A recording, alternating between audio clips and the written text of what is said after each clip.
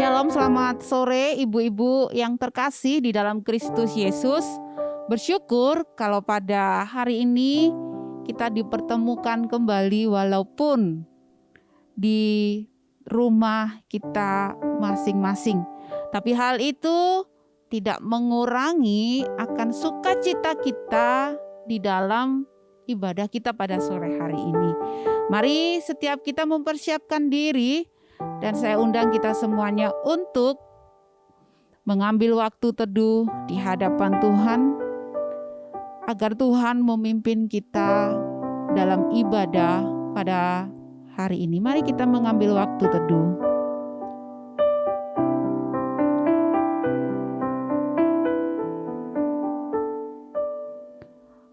Saya ajak kita semua untuk berdiri. Mari kita menaikkan satu pujian yang menyatakan, "Ku masuk ruang Maha Kudus untuk menyembah Tuhan kita yang kita kenal di dalam Yesus Kristus."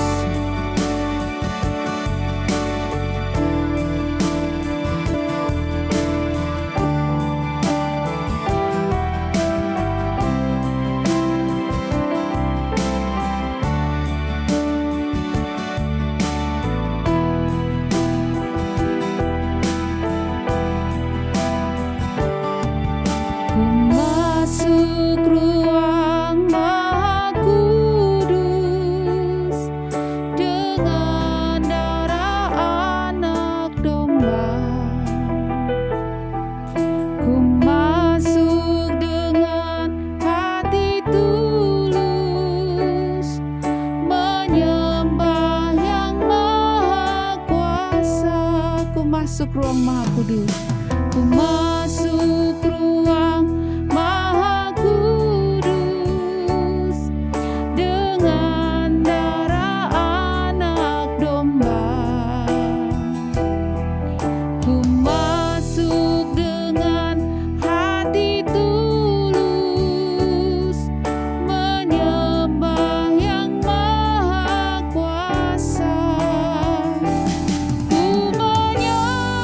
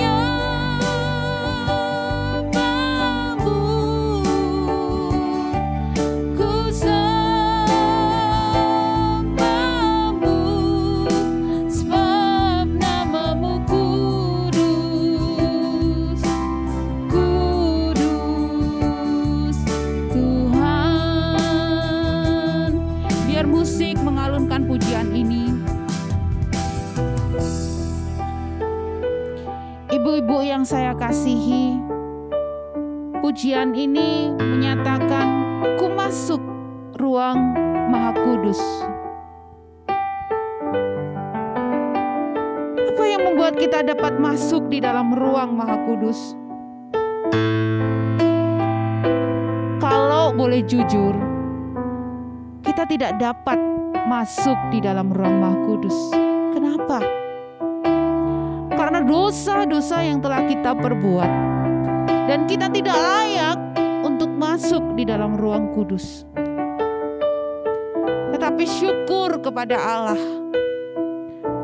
melalui darah anak domba, yaitu Yesus Kristus, kita memiliki keberanian untuk masuk dalam ruang Maha Kudus.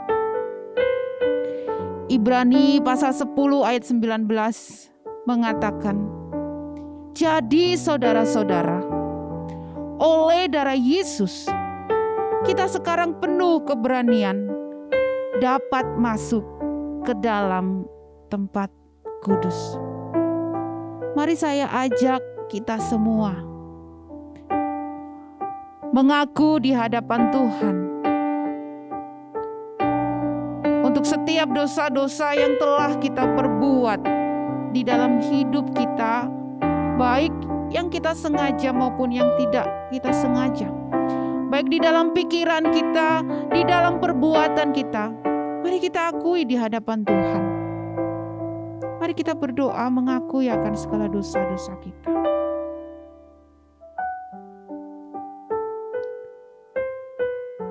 Tuhan, ini kami anak-anak-Mu datang di hadapan-Mu, mengakui akan segala dosa dan pelanggaran kami. Kami sadar Tuhan, kami tidak layak di hadapan-Mu. Ampunilah akan segala dosa kami, baik itu di dalam pikiran kami, perbuatan kami, baik itu yang kami sengaja ataupun yang tidak kami sengaja. Kiranya Tuhan anugerah-Mu mengampuni, menyucikan akan dosa yang telah kami lakukan. Terima kasih Tuhan.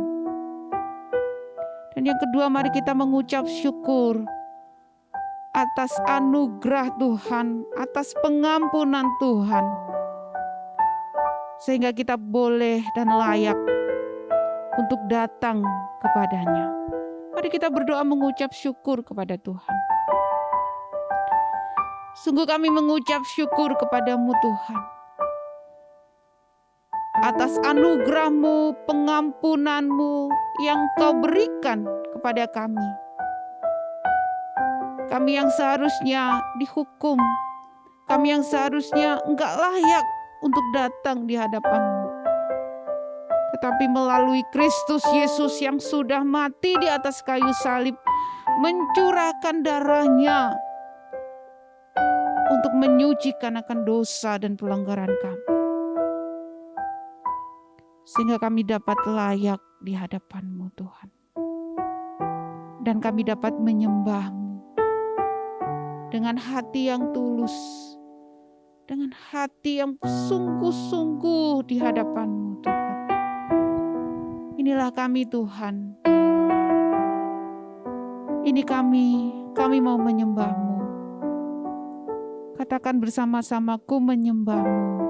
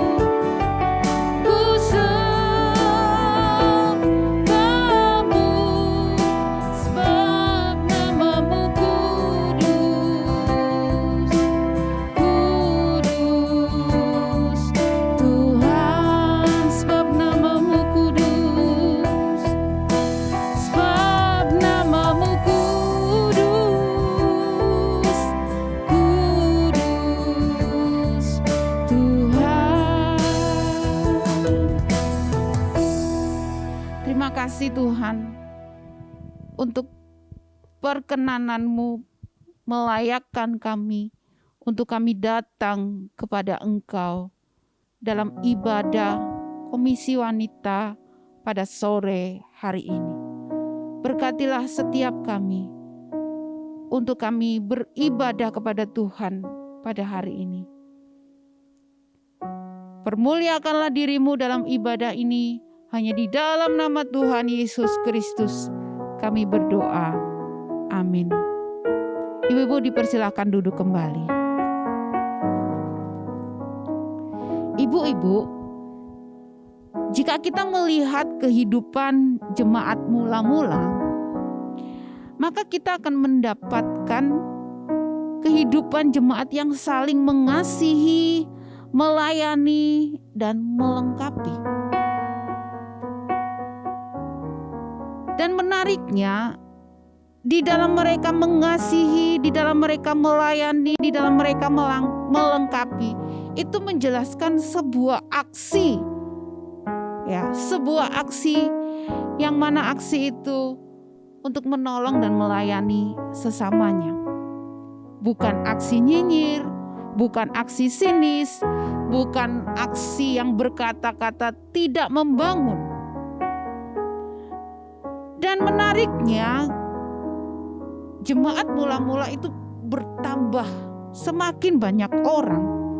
Karena di mereka orang-orang yang belum mengenal Tuhan itu melihat akan kehidupan jemaat mula-mula melalui sikap dan tindakan yang mereka lakukan, yaitu mengasihi, melayani, dan melengkapi satu dengan yang lainnya. Hal ini membuat apa? Injil diberitakan. Ibu-ibu, sebelum kita mendengarkan dan merenungkan akan firman Tuhan, mari kita menaikkan satu pujian. Ku mau jalan besertamu, KPPK 205. Ku mau jalan besertamu, rela menolong sesama, ajarkanlah pada aku tekun menempuh hidupku. Ku mau memakai kasih-Mu, ku mau memakai kasih-Mu untuk melayani umat-Mu, bawa mereka tinggalkan dosa, kembali ke pelukan-Mu.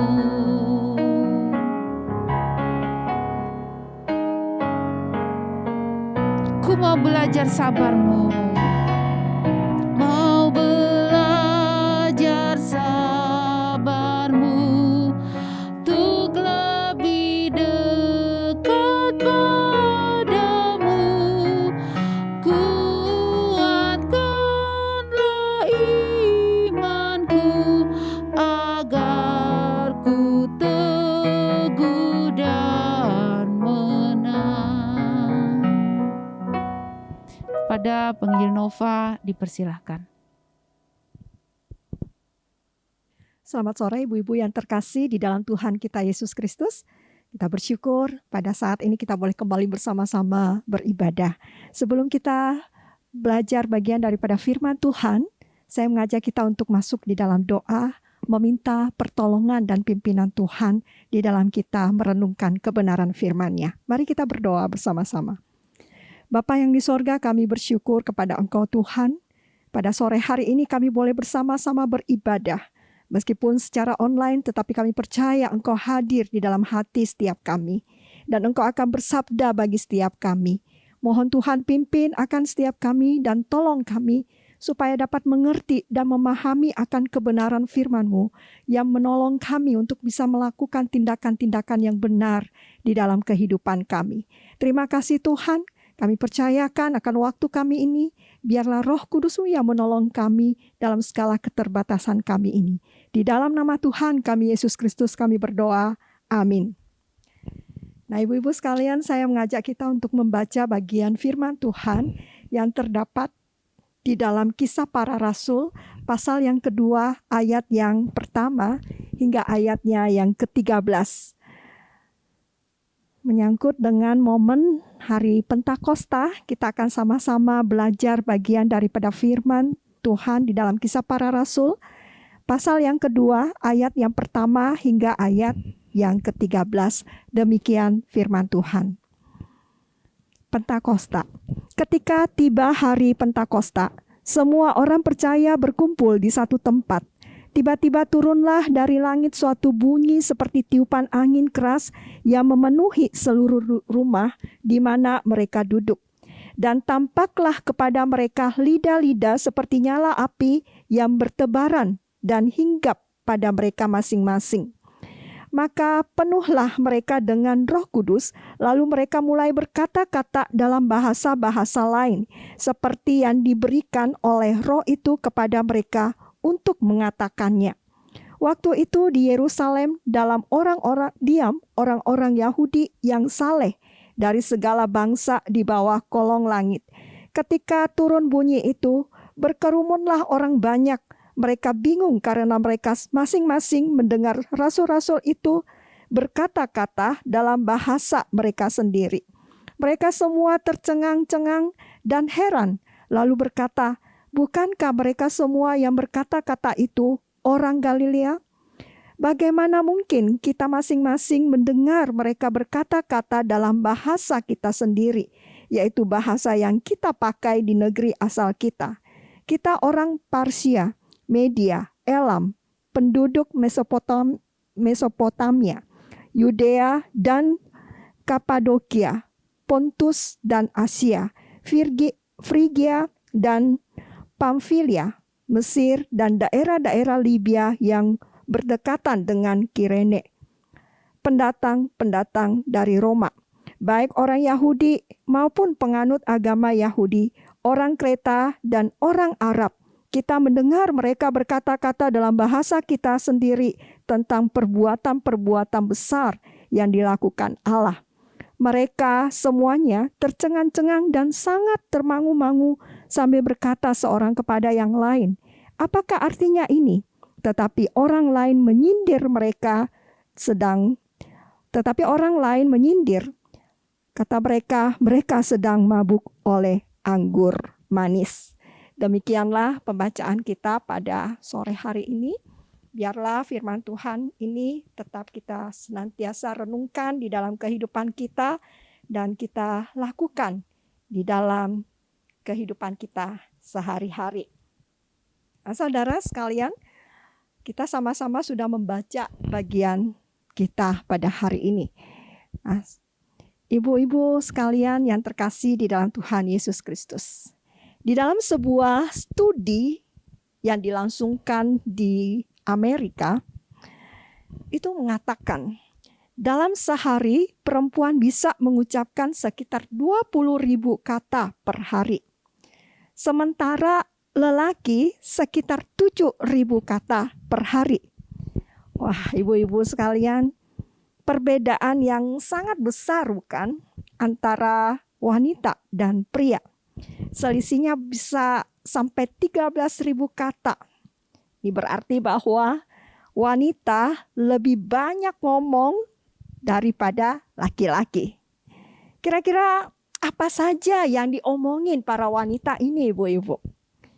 Ya mungkin mereka sering membicarakan tentang masalah anak mereka, mungkin tentang resep masakan, atau perawatan tubuh, rambut, atau gosipin teman-teman atau tetangga-tetangga mereka.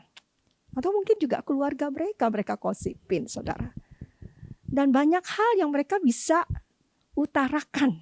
Ya, entah itu mereka marah atau mereka menyanyi dan lain sebagainya. Namun pernahkah kita berpikir bahwa dari 20.000 kata-kata yang sering diungkapkan dan itu dapat dirangkaikan menjadi kalimat di dalam kita mengutarakan kata-kata kita. Betapa banyak kata-kata atau kalimat-kalimat yang kita ucapkan itu, bahkan kata-kata kita sering membuat orang menjadi jengkel, menjadi marah, menjadi benci, sakit hati, mengalami kepahitan, dan banyak lagi yang mengecewakan orang lain. Bukankah kata-kata itu sering menjadi kata-kata yang sia-sia yang kita ucapkan? Nah, saudara, sering kita menyinggung perasaan orang melalui perkataan kita, bukan? Sama seperti orang yang menyindir yang tertera di dalam bacaan kita tadi. Di dalam ayat ke-13 di situ dikatakan apa? Tetapi orang lain menyindir mereka. Sedang menyindir, mereka mengatakan, oh mereka sedang mabuk oleh anggur manis. Saudara, apa yang mereka sindir ini, saudara? Siapa yang mereka sindir? Bukankah menyindir atau nyinyir itu sering juga kita lakukan di dalam kehidupan kita sehari-hari, bukan? Ketika kita berkumpul dengan teman-teman kita dalam sebuah komunitas, kita sering membicarakan keburukan orang seolah-olah kita lebih baik dari mereka. Kadang kecemburuan kita membuat kita ingin menjatuhkan orang lain, bukan? Jadi terkadang kita nyinyir atau melakukan hal-hal yang menjatuhkan dan merugikan orang lain. Nah, saudara, ini yang disebut nyinyir, yang dimaksud di bahasa modern sekarang. Mungkin berbeda dengan kamus bahasa Indonesia yang menyebut bahwa nyinyir itu artinya memerintah berulang-ulang, ya, memohon berulang-ulang, atau cerewet seperti itu. Tetapi yang dimaksud dengan orang-orang zaman modern ini, nyinyir itu adalah ingin menjatuhkan orang lain atau menyindir orang lain atau membicarakan hal-hal yang buruk tentang orang lain, saudara. Nah, saudara, di dalam bacaan kita tadi, di dalam ayat ke-13 itu dikatakan, tetapi orang lain menyindir. Mereka mengatakan kepada rekan-rekan mereka bahwa para rasul itu sedang mabuk oleh anggur manis. Benarkah mereka sedang mabuk, saudara? Jikalau kita membaca di bagian tadi itu di sini dikatakan bahwa mereka di dalam hari Pentakosta itu mereka berkumpul di satu tempat. Dan tiba-tiba turunlah dari langit suatu bunyi seperti tiupan angin yang keras. Dan hal itu memenuhi seluruh rumah di mana mereka berkumpul. Dan tampaklah kepada mereka lidah-lidah seperti nyala api yang bertebaran dan hinggap pada mereka masing-masing. Nah, saudara, ketika mereka berkumpul, kita boleh melihat para rasul ini ketika ditinggalkan oleh Tuhan Yesus, ketika Tuhan Yesus terangkat kembali naik ke sorga, mereka itu melakukan suatu tindakan, ibu-ibu.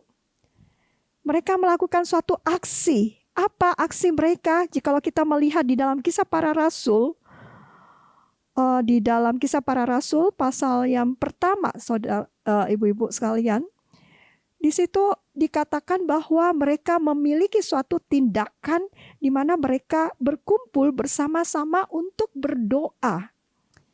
Jadi kita boleh melihat di dalam ayat 14, Kisah Para Rasul pasal 14, di situ dikatakan bahwa mereka semua bertekun dengan sehati dalam doa bersama-sama dengan beberapa perempuan serta Maria, ibu Yesus, dan dengan saudara-saudara Yesus.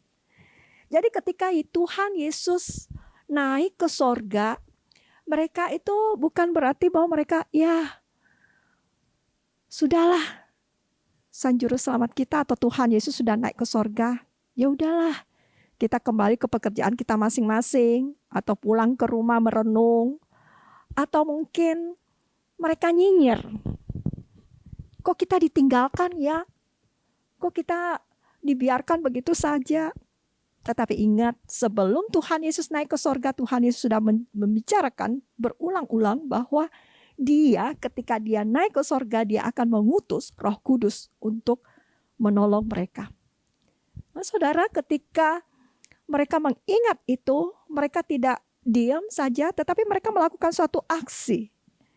Aksi mereka yaitu mereka mengajak semua orang-orang percaya, pengikut-pengikut Yesus Kristus, berkumpul bersama-sama dan bersehati. Mereka berdoa bersama-sama dengan beberapa perempuan, bahkan Ibu Yesus pun ikut bersama-sama dengan mereka untuk berkumpul melakukan doa bersama. Jadi mereka berkumpul bukan untuk gosipan, saudara. Mereka berkumpul bukan untuk menceritakan hal-hal yang buruk, tetapi mereka saling mendukung di dalam doa supaya mereka boleh kuat di dalamnya. Dan memang benar apa yang dijanjikan oleh Tuhan Yesus, bahwa Dia akan mengirim Roh Kudus untuk turun dan diam di antara mereka orang percaya.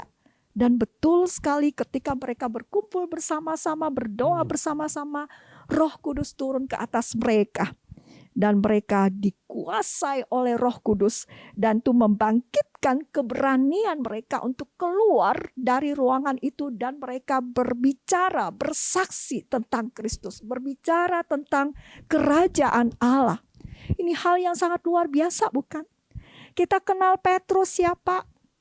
Kita tahu murid-murid Yesus semuanya, para rasul ini kita tahu. Ketika Yesus ditangkap, mereka kemana? Mereka melarikan diri semuanya. Bahkan Petrus pun tidak berkutik. Dia bahkan menyangkal akan Tuhan Yesus. Dia menyangkal bahwa dia pengikut Kristus. Saudara, di sini kita melihat rasa takut para rasul ini. Tetapi ketika Roh Kudus itu turun dan menguasai diri mereka, mereka punya keberanian. Mereka keluar dan bersedia bersaksi bagi Kristus. Inilah aksi yang mereka lakukan. Kenapa bisa ada aksi di dalam diri mereka? Kenapa bisa ada tindakan dalam diri mereka? Kenapa ada suatu keberanian dan keinginan untuk melakukan akan kesaksian itu? Saudara, itu semua adalah pekerjaan Roh Kudus.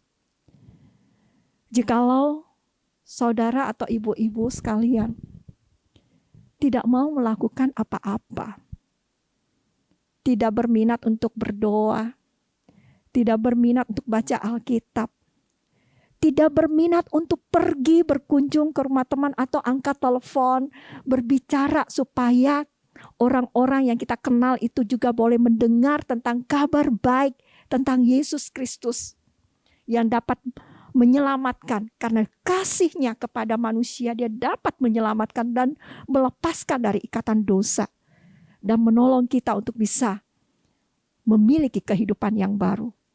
Kalau ibu-ibu tidak mau menyampaikan itu semua, patut kita bertanya kepada diri kita. Apakah Roh Kudus ada dalam diri kita? Apakah Roh Kudus masih bekerja, berkarya dalam diri kita? Apakah Roh Kudus masih menguasai hati dan pikiran kita? Jikalau tidak, mungkin kita tidak punya minat sama sekali untuk membaca firman, untuk berdoa, untuk bersaksi bagi Tuhan. Karena di sini kita bisa melihat, ibu-ibu sekalian, ketika Roh Kudus itu turun di dalam hidup mereka, mereka semua keluar dari ruangan itu dan mereka bersaksi tentang Kristus. Bukankah ini tanda-tanda orang-orang yang dipenuhi oleh Roh Kudus? Dia berbicara tentang Kristus. Dia berbicara tentang Yesus. Karena Yesus mengatakan Roh Kudus itu akan menyampaikan apa yang diperintahkan oleh Yesus kepadanya untuk dia sampaikan kepada orang-orang tersebut. Nah, ibu-ibu sekalian, kita bisa melihat bagaimana murid-murid itu ketika mereka dikuasai oleh Roh Kudus, mereka boleh berkata-kata, bukan dari bahasa mereka. Mungkin bahasa mereka pada waktu itu Aramaik ya saudara. Mereka berbahasa Aramaik. Dan kemudian dia keluar. Dia berbahasa daerah lain. Kenapa bisa? Karena pada hari Pentakosta itu orang-orang Yahudi, orang-orang Israel yang sudah tersebar di berbagai negara atau wilayah karena pembuangan pada waktu itu. Jadi mereka itu sudah tinggal dan menetap di tempat-tempat lain, di kota-kota yang lain. Dan mereka pada hari Pentakosta itu datang kembali ke Yerusalem. Dan mereka beribadah di situ. Dan banyak orang-orang dari penjuru kota-kota dan negara itu datang untuk ke Yerusalem. Nah, ibu-ibu sekalian, ketika mereka berkumpul, mereka di situ beri persembahan dan lain sebagainya, mereka mendengarkan akan khotbah daripada para rasul ini dengan bahasa di daerah mereka masing-masing. Jadi bolehlah dikatakan seperti ini ya saudara. Misalnya di dalam negara kita ada beberapa suku, ya ada suku Bugis, suku Makassar, suku Mandar, dan itu semua mungkin di antara kita ada beberapa orang Tionghoa, ya mungkin ya di antara beberapa ada suku orang-orang Tionghoa yang sudah tersebar di beberapa wilayah. Ada yang ke Bone, ada yang ke yang sudah tinggal lama di Parepare, ada yang sudah tinggal lama di kota Makassar. Dan mereka memiliki bahasa-bahasa daerah tersebut. Nah kemudian mereka sudah terbiasa dengan bahasa itu. Sehingga bahasa asli mereka tidak terlalu lagi menguasainya. Ya kita boleh lihat orang-orang Tionghoa di berbagai wilayah. Mereka bisa bahasa Bugis, bisa. Tapi ada kalanya orang Tionghoa itu sudah sulit untuk berbahasa Mandarin ya, seperti orang-orang yang tinggal di Jawa sudah banyak yang sudah tidak tahu lagi berbahasa Mandarin. Karena apa? Mereka sudah tinggal menetap di Jawa dan mereka bisa berbahasa Jawa. Nah, kemudian orang-orang ini berkumpul, datang gitu satu tempat dan mereka sudah terbiasa dengan bahasa Jawa, mereka sudah terbiasa dengan bahasa Bugis, mereka sudah terbiasa dengan bahasa Makassar.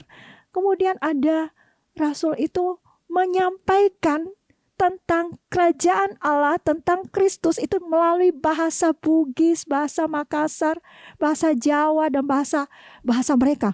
Mereka sungguh heran. Karena apa? Loh, bukankah ini orang Galilea? Tidak menguasai bahasa kita. Kok bisa berbicara dalam bahasa itu? Sehingga membuat mereka yang mendengarkannya mengerti apa yang disampaikan oleh para rasul tersebut. Itulah orang-orang yang sudah dikuasai oleh Roh Kudus.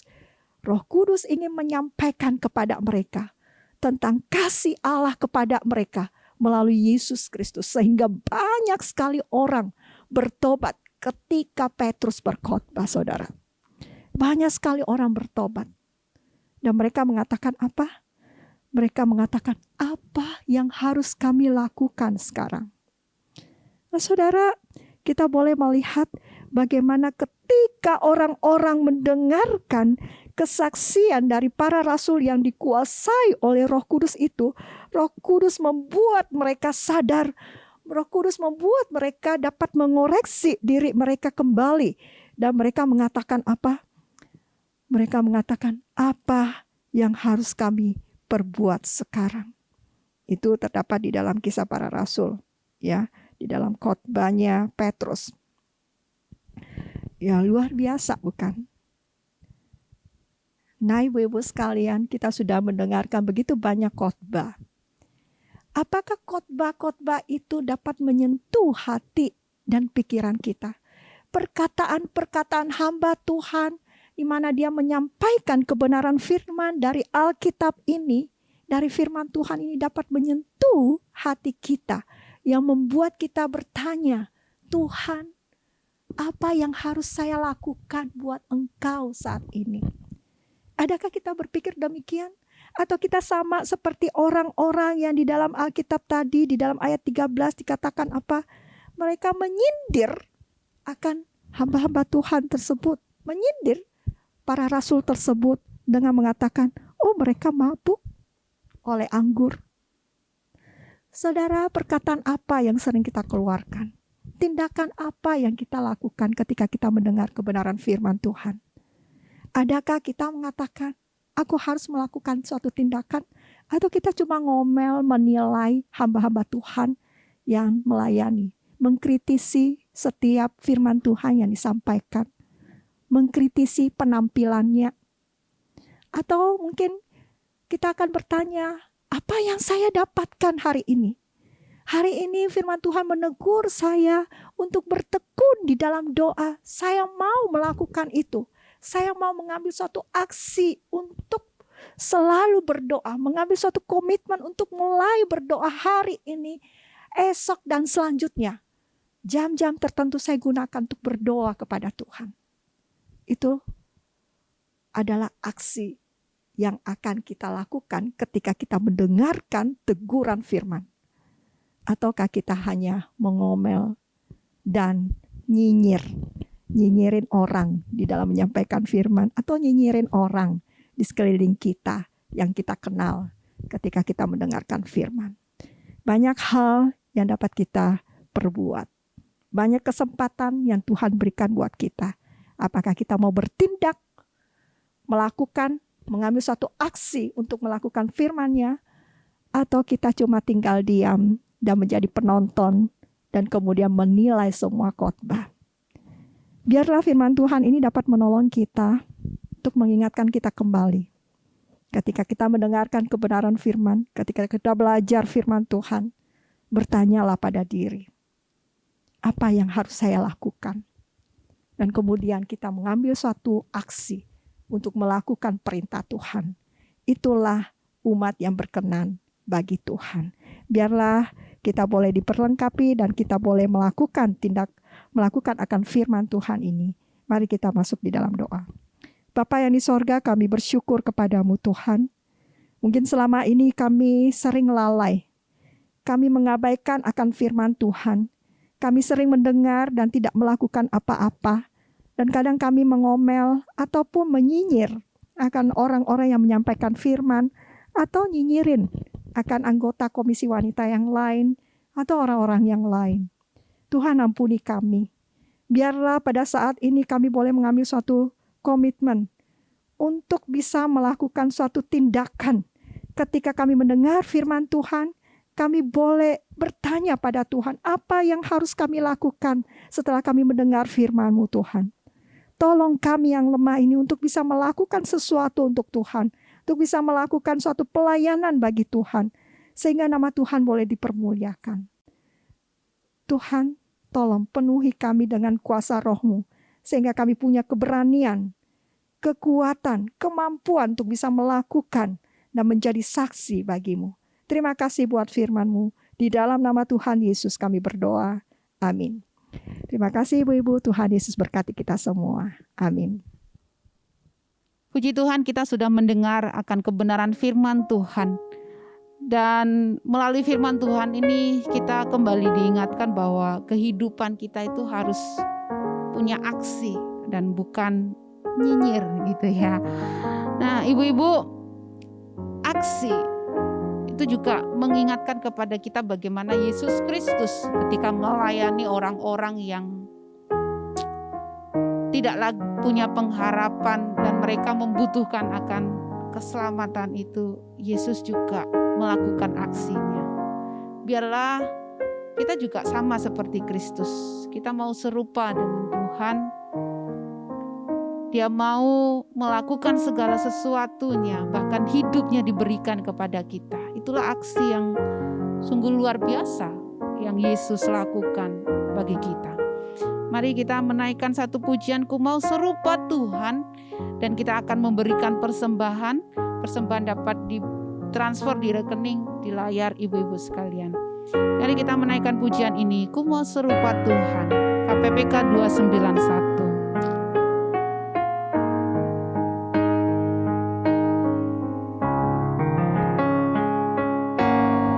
Ku mau serupa Tuhan yang mulia, inilah doa harapanku, rela buangkan semua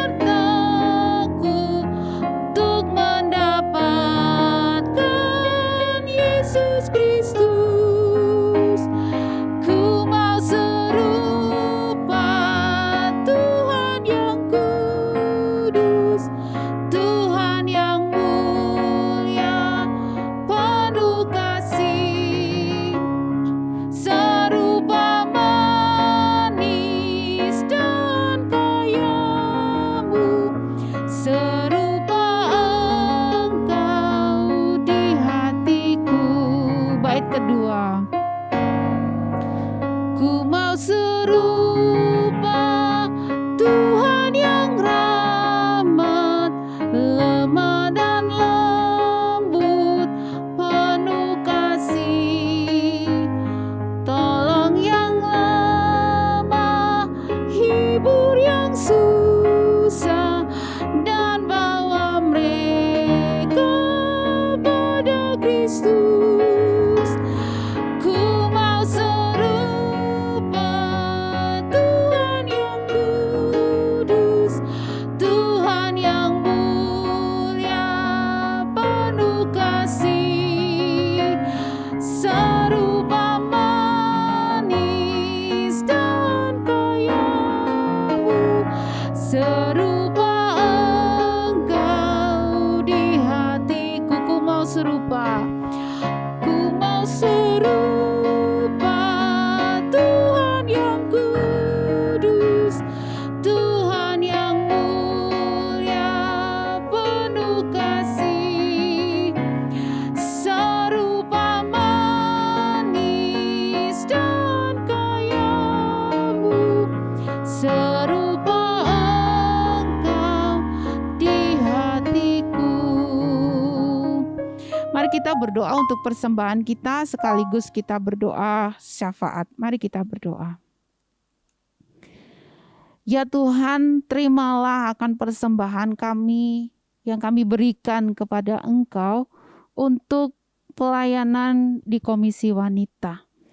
Tuhan, biarlah persembahan ini digunakan dan dipakai untuk perkembangan akan pelayanan di Komisi Wanita, membantu apa yang perlu diberikan kepada orang-orang, khususnya anggota Komisi Wanita. Tuhan, berkati setiap anggota Komisi Wanita yang sudah memberikannya dan juga yang belum. Biarlah Tuhan terus mengingatkan kepada mereka bahwa sumber berkat adalah Tuhan, dan Tuhan tidak akan pernah meninggalkan mereka, karena Tuhan selalu pelihara, Tuhan selalu memberikan akan pengharapan kepada setiap anak-anak-Mu yang bersandar dan berharap kepada Engkau. Terima kasih Tuhan, Engkau juga berkati untuk setiap badan pengurus di dalam mereka mengelola akan persembahan ini. Tuhan, beri hikmat untuk mereka sungguh-sungguh takut akan Tuhan di dalam mengerjakan pelayanan dan pengelolaan akan keuangan ini. Terima kasih Tuhan, hanya di dalam nama-Mu kami berdoa. Kami juga mengingat di dalam anggota Komisi Wanita, Tuhan kiranya Engkau memimpin akan kehidupan mereka masing-masing di dalam setiap hal yang mereka alami. Ingatkan mereka bahwa Engkau adalah Allah yang sungguh hadir di dalam setiap apapun yang mereka kerjakan. Secara khusus Tuhan, kehidupan mereka biarlah menjadi berkat bagi orang-orang yang mereka jumpai. Biarlah kasih itu terlihat di dalam setiap anak-anak-Mu, anggota Komisi Wanita. Dan kasih itu boleh dinyatakan melalui aksi dan tindakan yang mereka perbuat, supaya Injil dapat diberitakan, supaya nama Tuhan dipuji dan dipermuliakan. Tuhan, kiranya Engkau juga menolong bagi setiap kami yang mungkin mengalami kesulitan. Kami terkadang jatuh di dalam perkataan kami terkadang jatuh di dalam tindakan kami, sehingga nama-Mu tidak dipermuliakan. Ampunilah kami Tuhan.